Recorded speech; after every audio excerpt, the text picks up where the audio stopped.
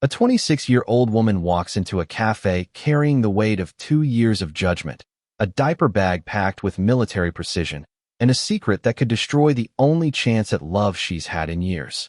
Across the room, a widowed father of one sits waiting, his coffee growing cold, his heart braced for disappointment. What happens in the next few minutes will either confirm every cruel assumption she's learned to expect, or shatter everything she thought she knew about being seen. The door of the wandering mug opens with a soft chime that feels deafening in Amamira Collins' ears. Her heart hammers as she scans the cafe, her grip tightening on the warm little body pressed against her hip. There, by the window, sits a man with dark hair and tired eyes that look far too familiar. He's already looking at her.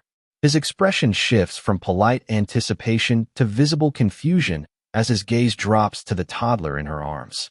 Here we go, Amamira thinks. Let the judgment begin. She dressed carefully that morning. A red dress, ironed twice. Hair pulled back in a way she hoped looked intentional. Kira had fought her through diaper changes and shoes, and now clung to her neck with the grip of a koala. Abram Gray stands as she approaches, nearly knocking his knee into the table. His coffee sloshes. Amamira, he says, then stumbles. Sienna. No, wait, Amamira. Sorry. Hi. He's nervous. That's unexpected. Kira lifts her head and fixes him with a long, serious stare, one finger in her mouth. Amamira takes a breath. This is the moment. The excuse. The walkout. The memory flashes of a man months earlier saying, "I'm not looking to raise someone else's mistake," while she cried in her car, and Kira slept peacefully, unaware she'd been reduced to a word like that. "This is Kira," Amamira says quickly. "My daughter. I should have mentioned her, but I wanted you to see the full picture before deciding if you wanted to run. Most people do. I get it. I'm a package deal. If that's not what you want, I won't be offended." "Well, maybe a little." Silence stretches. Abram studies her face. Surprise. Confusion. Something softer. "Would you like to sit down?" he asks. "Unless you'd rather stand. But the chairs are pretty comfortable." She blinks. "You're not leaving?" "Why would I?"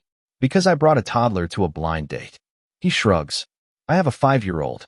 This just tells me you understand that babysitters are expensive and unreliable." Amamira sits, legs unsteady. "You have a daughter?" "Marley. She's with my mom. Probably convincing her ice cream is a vegetable." For the first time that day, Amamira laughs. Kira tugs her sleeve. "Hungry." Abram is already flagging the server. "Fruit cup and cheese crackers," he says easily. They're Marley's favorite.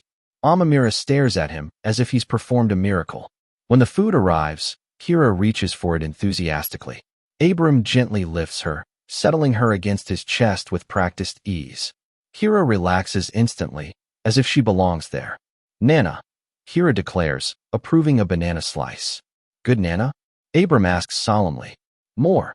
Amamira watches, frozen. Something cracks open in her chest. "No one's ever done that before," she whispers when her voice finally works. "Done what?" "Treated her like she's just a person. Not a problem. Not a warning sign." Abram looks at Kira, then back at Amamira. She is a person. One who likes bananas. They talk for hours. About Marley. About grief.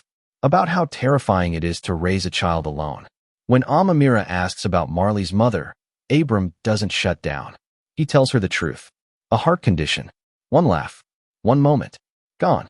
"I'm terrified I'm going to mess her up," he admits. "I think you're doing great," Amamira says, and means it. When he asks about Kira's father, she says, "Not in the picture." It's true enough. They leave as the sun sets. Abram asks if he can see them again. Both of them. Amamira hesitates, then say, "Yes." The second date is at a park. Marley launches herself off a swing, fearless and grinning. She decides immediately that Kira is her best friend. Kira agrees. The third date is at Abram's house. Modest. Warm. Lived in. Photos everywhere, including one of a beautiful woman with a radiant smile. "That's my mama," Marley says proudly. She's in heaven. Weeks turn into months. Careful dates become routine. Routine becomes family. Kira cries when it's time to leave. Marley calls Amamira, "Your mama," without thinking. Abram talks about the future like it's already real. And all the while, Amamira's secret grows heavier. One night, Kira falls asleep against Abram's shoulder after a bad dream, while Marley sings off-key. Watching them, Amamira knows she's in love. Deeply, terrifyingly. And she knows she has to tell the truth. Late October. The girls are asleep, tangled together. The porch is cold. Amamira's hands shake. I need to tell you something, she says. About Kira. Abram listens.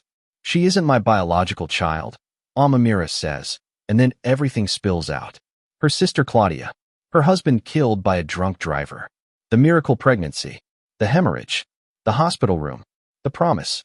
She died in my arms, Amamira sobs. And they put Kira in mine. I told everyone she was mine. I let them judge me instead of pitying her. I was scared if you knew, you'd see her differently. And what is she? Abram asks quietly. Mine, Amamira says fiercely. I chose her. Abram cups her face. You didn't lie. You protected her. And when you trusted me, you told me the truth. He rests his forehead against hers. I love you, both of you, and this only makes me love you more.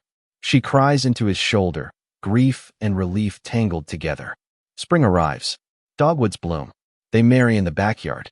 Marley scatters petals with enthusiasm. Kira eats ribbon from the ring pillow. Abram vows to love their daughters, all of them. Amamira vows to keep choosing them. Later, on their porch, Amamira asks, do you think Claudia would approve? I think she'd be proud, Abram says. And grateful. Inside, two little girls sleep like sisters. In the morning, there will be pancakes and purple cups and laughter. There will be park swings and cemetery visits and stories told gently, with love. They didn't build the family they planned. They built the family they needed. And somewhere, Amamira hopes, her sister is smiling.